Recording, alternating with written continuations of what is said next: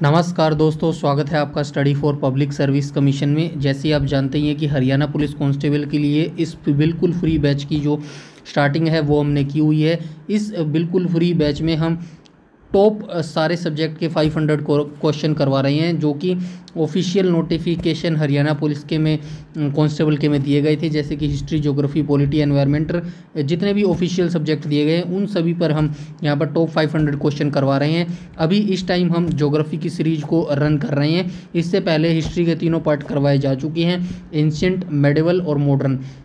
इन तीनों पार्ट के जो 500 क्वेश्चन हैं वो करवाए जा चुके हैं, जिसका लिंक इस वीडियो के डिस्क्रिप्शन में आपको मिल जाएगा। तो आपने अगर वो उन तीनों पार्ट्स को नहीं देखा है तो जल्दी से जल्दी उन पार्ट्स को देख लीजिएगा। और इस वीडियो सीरीज को तब तक कंटिन्यू रखा जाएगा जब तक कि आपका हरियाणा पुलिस कांस्टेबल का एग्ज़ाम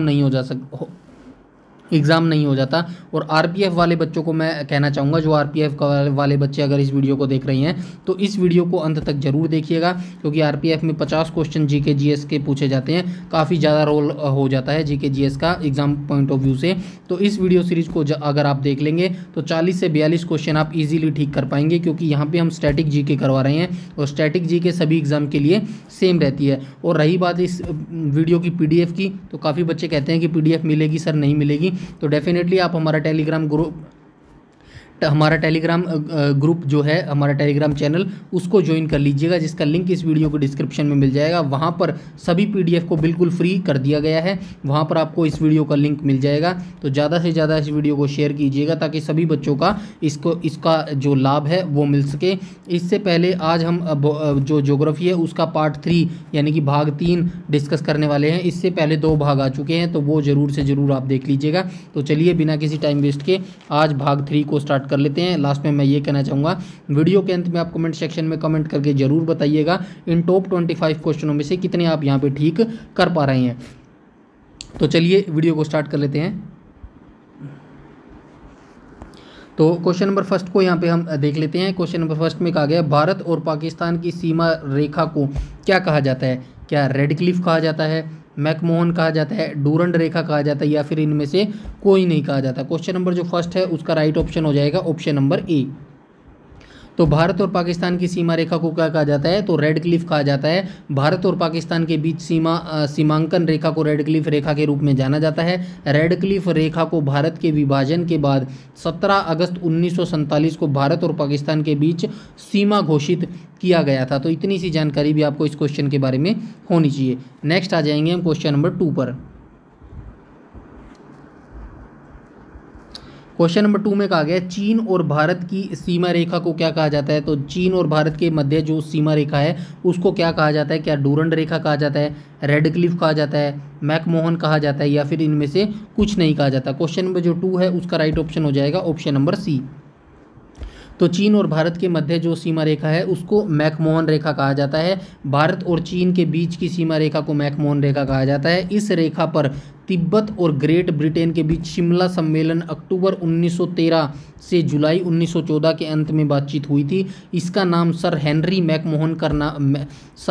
मैकमोहन के नाम पर रखा गया था, जो मुख्य ब्रिटिश वार्ताकार थे उस समय। यह सीमांकन रेखा लद्दाख से होकर गुजरती है। तो इतनी जानकारी आपको चीन और भारत के मध्य जो सीमा रेखा है मैकमोहन, उसके बारे में होनी चाहिए। नेक्स्ट आ जाएंगे हम क्वेश्चन नंबर 3 पर। क्वेश्चन नंबर 3 में कहा गया, अफगानिस्तान से भारत की किस रेखा द्वारा पृथक होता है? तो भारत और अफगानिस्तान के बीच में कौन सी सीमा रेखा है? क्या रेड क्लिफ है, डूरंड है, मैकमोहन है, या फिर इनमें से कोई नहीं है? क्वेश्चन नंबर जो 3 है उसका राइट ऑप्शन हो जाएगा ऑप्शन नंबर बी। तो अफगानिस्तान से भारत को किस रेखा द्वारा अलग किया जाता है? तो डूरंड रेखा के द्वारा अफगानिस्तान को भारत से अलग किया जाता है। तो क्वेश्चन नंबर जो 3 है उसका राइट ऑप्शन हो जाएगा ऑप्शन नंबर बी। नेक्स्ट आ जाएंगे हम क्वेश्चन नंबर 4 पर। क्वेश्चन नंबर 4 में कहा गया, पाक जल डमरू मध्य भारत और डैश देश के मध्य स्थित है। तो किस देश और भारत और किस देश के मध्य स्थित है पाक जल डमरू मध्य? सिंगापुर, पाकिस्तान, अफगानिस्तान, या फिर श्रीलंका? क्वेश्चन नंबर जो 4 है उसका राइट ऑप्शन हो जाएगा ऑप्शन नंबर डी। तो जो ये पाक जल संधि है ये भारत और श्रीलंका देश के मध्य स्थित है। क्वेश्चन नंबर 4 का राइट ऑप्शन हो जाएगा ऑप्शन नंबर डी। नेक्स्ट आ जाएंगे हम क्वेश्चन नंबर 5 पर। क्वेश्चन नंबर 5 में कहा गया है भारत की सबसे लंबी स्थलीय सीमा किस देश के साथ लगती है। तो भारत की सबसे जो लंबी स्थलीय सीमा है वो किस देश के साथ लगती है। क्या बांग्लादेश के साथ लगती है, श्रीलंका के साथ लगती है, पाकिस्तान के साथ लगती है या फिर अफगानिस्तान के साथ लगती है। क्वेश्चन नंबर जो 5 है उसका राइट ऑप्शन हो जाएगा ऑप्शन नंबर ए। तो ये भारत की जो सबसे लंबी स्थलीय सीमा है वो बांग्लादेश के साथ लगती है और इसकी लंबाई भी आप याद रखिएगा 4096.7 किलोमीटर जो है वो सीमा है भारत और माफ़ कीजिएगा बांग्लादेश के साथ में। 4096 किलोमीटर की सीमा भारत और बांग्लादेश के साथ लगती है। नेक्स्ट आ जाएंगे हम क्वेश्चन नंबर 6 पर। क्वेश्चन नंबर 6 में कहा गया है भारत की सबसे लंबी स्थलीय सीमा बांग्लादेश के साथ लगती है, इसकी कुल लंबाई कितनी है। ऊपर हम डिस्कस कर चुके हैं, तो कितनी लंबाई है। क्वेश्चन नंबर 6 का जो राइट ऑप्शन हो जाएगा ऑप्शन नंबर बी हो जाएगा। ये 4096.7 किलोमीटर रेखा है भारत और बांग्लादेश के साथ लगती है। नेक्स्ट आ जाएंगे हम क्वेश्चन नंबर 7 पर। क्वेश्चन नंबर 7 में कहा गया भारत की सबसे छोटी स्थलीय सीमा किस देश से लगती है। अभी ऊपर हमने डिस्कस किया था भारत और बांग्लादेश के बीच में सबसे लंबी सीमा रेखा साझा होती है। तो अब पूछा गया है भारत किस देश के साथ सबसे छोटी स्थलीय सीमा साझा करता है। तो क्या पाकिस्तान के साथ करता है, श्रीलंका के साथ करता है, अफगानिस्तान के साथ करता है या फिर चीन के साथ करता है। तो क्वेश्चन नंबर जो 7 है उसका राइट ऑप्शन हो जाएगा ऑप्शन नंबर सी। तो ये जो अफगानिस्तान देश है इसी के साथ भारत की सबसे छोटी स्थलीय सीमा लगती है और इसकी लंबाई भी आप याद रखिएगा 106 किलोमीटर की लंबाई है भारत और अफगानिस्तान की सीमा के मध्य है। तो क्वेश्चन नंबर 7 का राइट ऑप्शन हो जाएगा ऑप्शन नंबर सी। नेक्स्ट आ जाएंगे हम क्वेश्चन नंबर 8 पर। क्वेश्चन नंबर 8 में कहा गया है भारत की सबसे छोटी स्थलीय सीमा अफगानिस्तान से लगती है, इसकी कुल लंबाई कितनी है। ऊपर हम देख चुके हैं, तो इसकी कुल लंबाई कितनी है। तो इसकी कुल लंबाई हो जाएगी टोटल 111 किलोमीटर। तो भारत की सबसे छोटी स्थलीय सीमा अफगानिस्तान से लगती है जिसकी लंबाई 111 किलोमीटर है। नेक्स्ट आ जाएंगे हम क्वेश्चन नंबर 9 पर। क्वेश्चन नंबर 9 में कहा गया है निम्नलिखित में से सिक्किम राज्य की सीमा किन देशों के साथ लगती है। तो सिक्किम जो राज्य है भारत का पूर्वी राज्य है, ये सिक्किम राज्य है। तो इसकी सीमा किन किन देशों के साथ लगती है। नेपाल के साथ लगती है, भूटान के साथ लगती है, चीन के साथ लगती है या फिर सभी के साथ लगती है। क्वेश्चन नंबर जो 9 है उसका राइट ऑप्शन हो जाएगा ऑप्शन नंबर डी।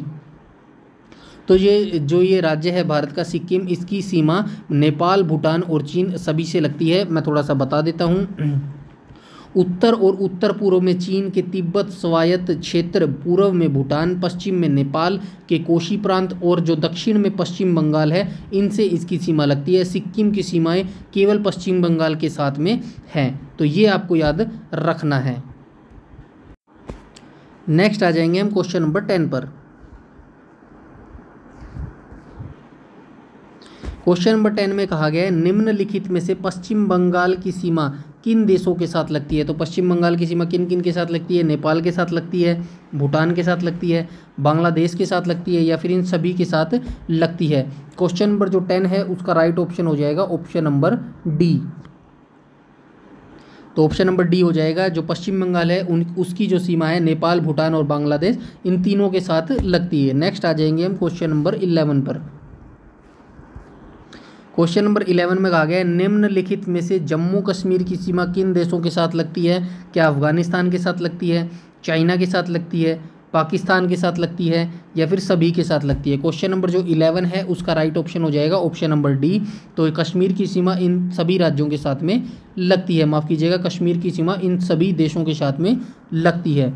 नेक्स्ट आ जाएंगे हम क्वेश्चन नंबर 12 पर। क्वेश्चन नंबर 12 में कहा गया भारत का कौन सा राज्य है उत्तर, पश्चिम एवं दक्षिण में तीनों तरफ से बांग्लादेश से घिरा हुआ है। तो ऐसा कौन सा भारत का राज्य है जो तीनों तरफ से बांग्लादेश से घिरा हुआ है। क्या त्रिपुरा राज्य है, मेघालय राज्य है, सिक्किम राज्य है या फिर अरुणाचल प्रदेश राज्य है। क्वेश्चन नंबर जो 12 है उसका राइट ऑप्शन हो जाएगा ऑप्शन नंबर ए। तो ये ऑप्शन नंबर ए हो जाएगा। त्रिपुरा ऐसा राज्य है भारत का जो बांग्लादेश के तीनों ओर से घिरा हुआ है। आइए मैं थोड़ा सा बता देता हूँ। त्रिपुरा और बांग्लादेश की सीमा करीब 856 किलोमीटर लंबी है। उत्तर, पश्चिम और दक्षिण दिशा में त्रिपुरा की सीमा बांग्लादेश से लगती है। नेक्स्ट आ जाएंगे हम क्वेश्चन नंबर 13 पर। क्वेश्चन नंबर 13 में कहा गया है विज्ञान की किस शाखा के अंतर्गत चट्टानों और अवसादों के निर्माण के समय सुरक्षित गुणों का अध्ययन किया जाता है। तो किसके अंतर्गत चट्टानों और अवसादों के निर्माण के समय किया जाता है, किस शाखा के अंतर्गत? क्या पूरा चुंबकत्व के शाखा के अंतर्गत, यूरेनियम विधि के अंतर्गत, ताम्र विधि के अंतर्गत, या फिर इनमें से कोई नहीं? क्वेश्चन नंबर जो 13 है उसका राइट ऑप्शन हो जाएगा ऑप्शन नंबर ए। तो ये पूरा चुंबकत्व विज्ञान की शाखा है जिसके अंतर्गत चट्टानों और अवसादों के निर्माण के समय का जो अध्ययन है वो किया जाता है। नेक्स्ट आ जाएंगे हम क्वेश्चन नंबर 14 पर। क्वेश्चन नंबर 14 में कहा गया है अल्फ्रेड वेगनर का महाद्वीपीय विस्थापन सिद्धांत को प्रमाणित करने के लिए किस को आधार बनाया गया था?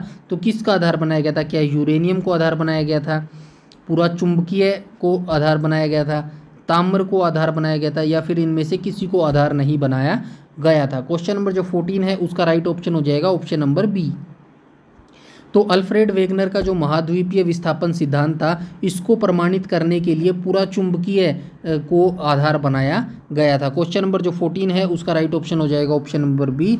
नेक्स्ट आ जाएंगे हम क्वेश्चन नंबर 15 पर। तो क्वेश्चन नंबर जो 15 है उसमें कहा गया है महाद्वीपीय विस्थापन सिद्धांत के अनुसार भारतीय स्थलपिंड डैश का भाग है। तो महाद्वीपीय विस्थापन का जो सिद्धांत था इसके अनुसार भारतीय स्थलपिंड किसका भाग था? क्या अंगारा लैंड का भाग था, गोंडवाना लैंड का भाग था, टेथिस सागर का भाग था, या फिर इनमें से किसी का भाग नहीं था? क्वेश्चन नंबर जो 15 है उसका राइट ऑप्शन हो जाएगा ऑप्शन नंबर बी। तो ये जो भारत था वो गोंडवाना लैंड का जो भाग है उसका स्थल भाग हुआ करता था, गोंडवाना लैंड का हिस्सा हुआ करता था भारत महाद्वीपीय विस्थापन सिद्धांत के अकॉर्डिंग।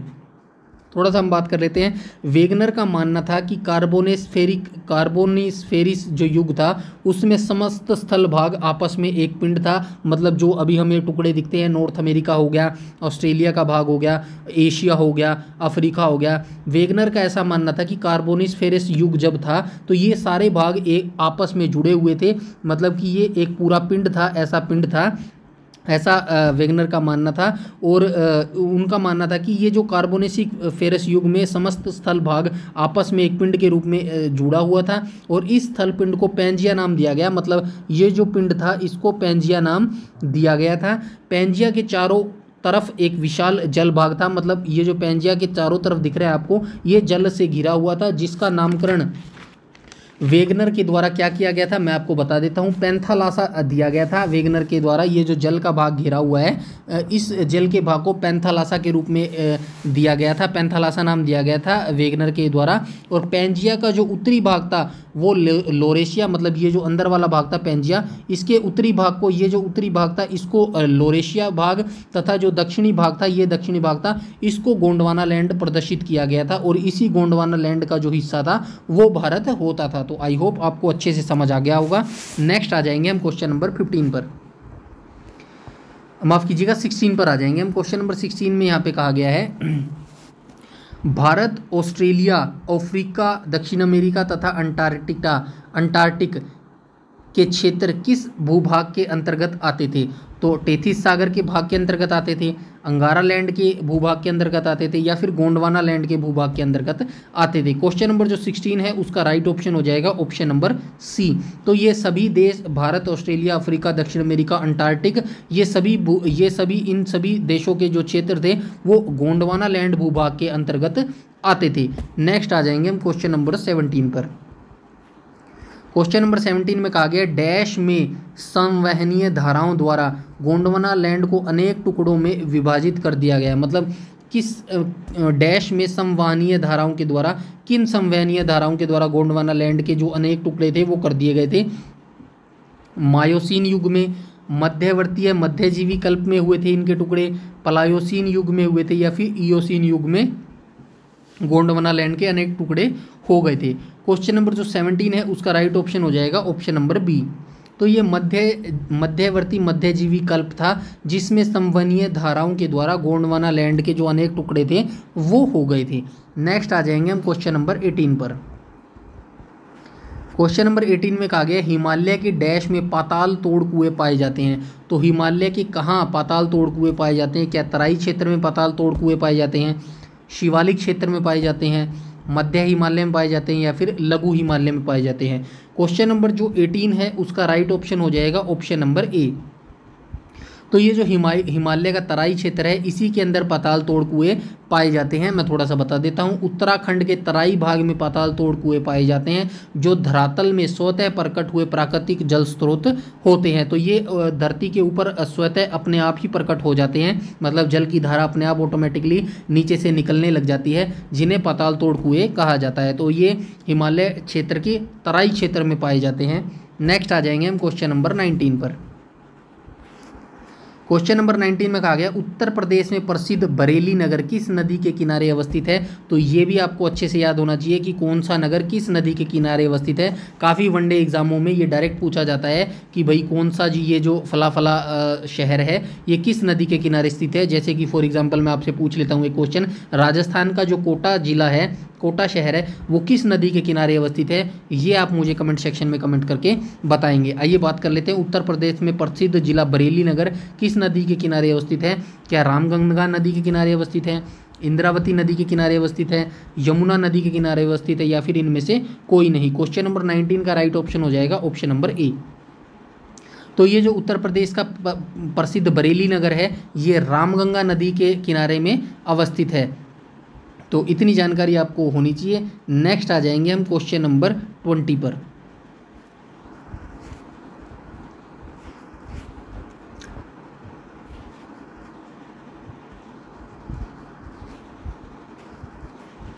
क्वेश्चन नंबर 20 में कहा गया है डैश आग्नेय तथा रूपांतरित शैलों वाली कम ऊंचाई पहाड़ियों एवं चौड़ी घाटियों से बनी होती है। तो क्या आग्नेय तथा रूपांतरित शैली वाली कम ऊंची पहाड़ियों एवं चौड़ी घाटियों से बनी होती है। भूगर्भीय भाग होता है, पश्चिमी घाट होता है, पूर्वी घाट होता है, या फिर प्रायद्वीपीय पठार होता है। क्वेश्चन नंबर जो 20 है उसका राइट ऑप्शन हो जाएगा ऑप्शन नंबर डी। तो ये जो प्रायद्वीपीय पठार होते हैं ये आग्नेय तथा रूपांतरित शैलों वाली कम ऊंचाई पहाड़ी एवं चौड़ी घाटियों से बने होते हैं। तो आइए हम थोड़ा सा जान लेते हैं प्रायद्वीपीय पठार के बारे में। प्रायद्वीपीय पठार आग्नेय तथा रूपांतरित शैलों वाली कम ऊंची पहाड़ियों एवं चौड़ी घाटियों से बना होता है, जिसमें 6000 मीटर की औसत ऊंचाई वाले सर्वाधिक ऊंचे शिखर होते हैं। इसमें हिमालय के सभी मुख्य शिखर हैं। श्रृंखला हमेशा बर्फ से ढकी रहती है, मतलब ऊपर वाली जो श्रृंखला होती है वो हमेशा बर्फ से ढकी रहती है तथा इससे बहुत सी हिमानियों का प्रवाह होता है। तो क्वेश्चन नंबर 20 का जो राइट ऑप्शन है वो हो जाएगा ऑप्शन नंबर डी, प्रायद्वीपीय पठार। नेक्स्ट आ जाएंगे हम क्वेश्चन नंबर 21 पर। क्वेश्चन नंबर 21 में कहा गया भारत के डैश का निर्माण भूमि के उत्थान एवं निर्गमन के कारण हुआ है। तो भारत के किस का निर्माण भूमि के उत्थान एवं निर्गमन के कारण हुआ है। क्या प्रायद्वीपीय पठार का हुआ है, पूर्वी तट का हुआ है, क्रोड का हुआ है, या फिर पश्चिमी तट का हुआ है। क्वेश्चन नंबर 21 का जो राइट ऑप्शन हो जाएगा वो हो जाएगा ऑप्शन नंबर डी। तो ये जो भारत का पश्चिमी तट है इसी का निर्माण भूमि के उत्थान एवं निर्गमन के कारण हुआ है। नेक्स्ट आ जाएंगे हम क्वेश्चन नंबर 22 पर। क्वेश्चन नंबर 22 में कहा गया है भारत को कितने प्राकृतिक प्रदेशों में विभाजित किया गया है। तो भारत को कुल कितने प्राकृतिक प्रदेशों में विभाजित किया गया है। क्वेश्चन नंबर 22 का राइट ऑप्शन हो जाएगा ऑप्शन नंबर ए। तो भारत को प्राकृतिक 4 प्रदेशों में विभाजित किया गया है। वो कौन कौन से 4 हैं। विस्तृत पर्वतीय प्रदेश, सिंधु और गंगा के मैदान, रेगिस्तान क्षेत्र और दक्षिणी प्रायद्वीपीय। इन 4 क्षेत्रों में भारत को प्राकृतिक प्रदेशों में विभाजित किया गया है। नेक्स्ट आ जाएंगे हम क्वेश्चन नंबर 23 पर। क्वेश्चन नंबर 23 में कहा गया पाताल तोड़ कुएं ऐसे प्राकृतिक जल स्रोत होते हैं जो धरातल से स्वतः ऊपर प्रकट होते हैं। धरातल से पानी नीचे की ओर रिसता है। अभी हम ऊपर डिस्कस कर चुके हैं इस क्वेश्चन को, आई होप आपको याद होगा। मानव के द्वारा पानी को निकाला जाता है या फिर मानव द्वारा कुएं खोदकर पानी को निकाला जाता है। क्वेश्चन नंबर 23 का राइट ऑप्शन हो जाएगा ऑप्शन नंबर ए। तो ये जो पाताल तोड़ कुएं हैं ये धरातल से स्वतः ऊपर प्रकट होते हैं, मतलब ये अपने आप ही धरातल के ऊपर इनका पानी जो है वो आ जाता है पाताल तोड़ कुएं। क्वेश्चन नंबर 23 का राइट ऑप्शन हो जाएगा ऑप्शन नंबर ए। नेक्स्ट आ जाएंगे हम क्वेश्चन नंबर 24 पर। क्वेश्चन नंबर 24 में कहा गया डैश श्रेणियां नहीं होती तो भारत के अधिकांश भाग में साइबेरिया से आने वाली शीत लहरों का अनुभव होता। तो ऐसी कौन सी श्रेणी नहीं होती जिससे भारत के अधिकांश भाग में साइबेरिया से जो ठंडी हवा है वो डायरेक्ट भारत के अंदर आती, जिसका जो प्रभाव है वो भारत की कृषि के ऊपर डायरेक्ट रूप से पड़ता। तो पश्चिमी घाट की श्रेणियां हैं, प्रायद्वीपीय पठार है, हिमालय पर्वत श्रेणियां हैं, या फिर पूर्वी घाट की श्रेणियां हैं। क्वेश्चन नंबर 24 का जो राइट ऑप्शन हो जाएगा वो हो जाएगा ऑप्शन नंबर सी। तो हिमालय पर्वत की जो श्रेणियां हैं उन्हीं के अकॉर्डिंग जो ये साइबेरिया की ठंडी हवाएं हैं वो भारत में प्रवेश नहीं करती। अदरवाइज जो ठंडी हवाएं हैं रूस से जो निकलती हैं, रशिया की साइबेरिया की जो ठंडी हवाएं हैं वो डायरेक्ट भारत में आती, जिसका प्रभाव भारत की जो कृषि है डायरेक्ट उसके ऊपर पड़ता है। और जैसे कि भारत अभी कृषि में अच्छी कृषि करता है तो उतनी अच्छी कृषि नहीं हो पाती अगर साइबेरिया की ठंडी हवा डायरेक्ट भारत में आ जाती। आज का क्वेश्चन 25 लास्ट क्वेश्चन आज का हम देख लेते हैं। तो लास्ट क्वेश्चन में कहा गया भौमिकीय दृष्टि से भारत का सबसे प्राचीन भाग कौन सा है। तो भारत का सबसे प्राचीन भाग किसे माना जाता है? क्या पूर्वी घाट को माना जाता है, हिमालय को माना जाता है, पश्चिमी घाट को माना जाता है, या फिर प्रायद्वीपीय क्षेत्र को माना जाता है? तो क्वेश्चन नंबर जो 25 है उसका राइट ऑप्शन हो जाएगा ऑप्शन नंबर डी। तो भौमिकीय दृष्टि से भारत का सबसे प्राचीन जो भाग है वो प्रायद्वीपीय क्षेत्र है। भारत का सबसे पुराना भूभाग प्रायद्वीपीय भारत है। भारत का सबसे पुराना भूभाग गोंडवाना लैंड का हिस्सा है। गोंडवाना भूमि में वर्तमान ऑस्ट्रिया, दक्षिण अफ्रीका, अंटार्कटिका एक भूभाग के रूप में शामिल है। तो इतनी जानकारी आपको होनी चाहिए। तो ये आज के टॉप 25 क्वेश्चन थे भाग 3 के। आई होप आपको अच्छे लगे होंगे। वीडियो अच्छी लगी तो लाइक और शेयर कीजिएगा। और ये हमारे सोशल लिंक्स हैं जिससे आप हमें कनेक्ट हो सकते हैं। यूट्यूब पर आप हमें study for public service commission करके सर्च करेंगे तो हमारा चैनल आपके सामने आ जाएगा। इंस्टाग्राम और फेसबुक पर भी हमें जरूर से जरूर ज्वाइन कर लीजिएगा। स्टडी 4 है, 1 2 3 4 वाला 4 है। अगर study for public service commission करके सर्च करेंगे तो हमारा इंस्टाग्राम और फेसबुक पेज भी आपको वहाँ पर मिल जाएगा, जिस पर काफ़ी इंपॉर्टेंट जानकारी दी जाती है समय पर। और रही बात टेलीग्राम की, तो ये तो बहुत ज़्यादा इंपॉर्टेंट है, इसको तो आप ज़रूर से ज़रूर चैनल ज्वाइन कर लीजिएगा। t.me/study for public service commission करके ये टेलीग्राम हमारा चैनल है, जिसका लिंक आपको वीडियो के डिस्क्रिप्शन में मिल जाएगा। इसको ज़रूर से ज़रूर ज्वाइन कर लीजिएगा, क्योंकि सारी PDFs जो वीडियो सीरीज की है या जिस नोटिफिकेशन की है सारी PDF बिल्कुल फ्री में हम टेलीग्राम पर ही शेयर करते हैं, वहीं से आपको ये PDF मिल जाएंगी। तो चैनल को सब्सक्राइब और वीडियो को शेयर ज़रूर कर लीजिएगा। और चैनल पर पहली बार विजिट कर रहे हैं तो चैनल को सब्सक्राइब कर लीजिएगा ताकि समय पर आपको सारी नोटिफिकेशन मिलती रहे। यूट्यूब में हमें फॉलो करते हैं तो प्लीज़ हमारा टेलीग्राम ग्रुप जरूर से जरूर ज्वाइन कर लीजिएगा। सारी नोटिफिकेशन, सारी अपडेट सब कुछ वहाँ पर बता दिया जाता है। कोई भी आपका सजेशन है, कोई भी आपकी क्वेरी है तो प्लीज़ कमेंट सेक्शन में कमेंट करके ज़रूर बताइएगा। इस वीडियो में इतना ही रखते हैं, तब तक के लिए धन्यवाद।